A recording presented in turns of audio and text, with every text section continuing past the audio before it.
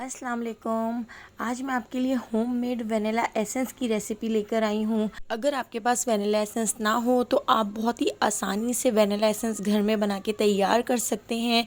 जो हम frozen dessert, cake, cupcake, custard या किसी भी तरह का कोई डेज़र्ट आप बना के तैयार करें तो आप वनीला एसेंस ज़रूर ऐड किया करें। बहुत ही ज़बरदस्त सा फ्लेवर आता है। तो आज हम घर में ही वनीला एसेंस बना के तैयार करेंगे। तो चलिए चलते हैं वनीला एसेंस की ज़बरदस्त सी रेसिपी की तरफ। वेनिला एसेंस बनाने के लिए हमने यहाँ पर एक बाउल रख लिया है। बाउल के अंदर हम 1 टीस्पून कॉफ़ी पाउडर ऐड कर देंगे। तो आप किसी भी ब्रांड का कॉफ़ी पाउडर ऐड कर सकते हैं। और इसके साथ ही हम 1 टीस्पून चीनी इसमें ऐड कर देते हैं। 4 टीस्पून हम इसमें गर्म पानी ऐड कर देंगे। तो पानी हमें गर्म ही ऐड करना है, ठंडा पानी ऐड नहीं करना है। तो देखिए 4 टीस्पून पानी हमने इसमें ऐड कर दिया है। आखिर में जो हम इंग्रेडिएंट ऐड करेंगे उससे बहुत ही ज़बरदस्त सा फ्लेवर आएगा। तो एंड तक आप मेरे साथ रहिएगा। तो देखिए 4 टीस्पून पानी ऐड करके हम इसको बहुत अच्छी तरह मिक्स कर लेंगे। इतना मिक्स कर लेंगे कि चीनी और कॉफ़ी पानी के अंदर अच्छी तरह से डिज़ोल्व हो जाए। तो आप देख सकते हैं इसका कलर कितना अच्छा सा चेंज हो चुका है। तो अभी हमने इसको बहुत अच्छी तरह से मिक्स कर लिया है। और इसमें देखिए झाग भी कॉफ़ी की वजह से कितने अच्छी तरह से आ चुके हैं। तो बस अब हम इसमें ऐड कर देते हैं एक चौथाई टीस्पून हम इसमें ऐड कर देंगे बेकिंग सोडा।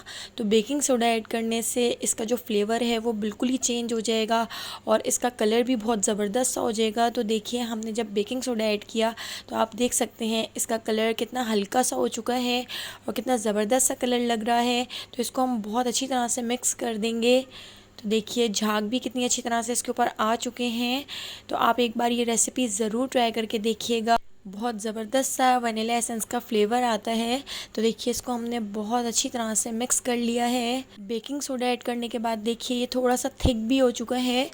तो बस अब हमने इसको कवर करके 24 आवर्स के लिए इसको हमने छोड़ देना है ताकि ये बिल्कुल परफेक्टली हमारा वनीला एसेंस बन के तैयार हो जाए। आप इसको फॉइल पेपर से या किसी रैपर से आप इसको अच्छी तरह से सील पैक कर दें या आप इस तरह की प्लेट ढक के इसको 24 घंटे के लिए छोड़ दें।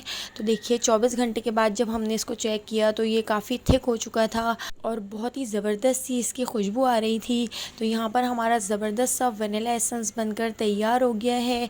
किसी भी डेज़र्ट के लिए ये बहुत ही ज़रूरी होता है। इसका फ्लेवर बहुत मज़ेदार लगता है।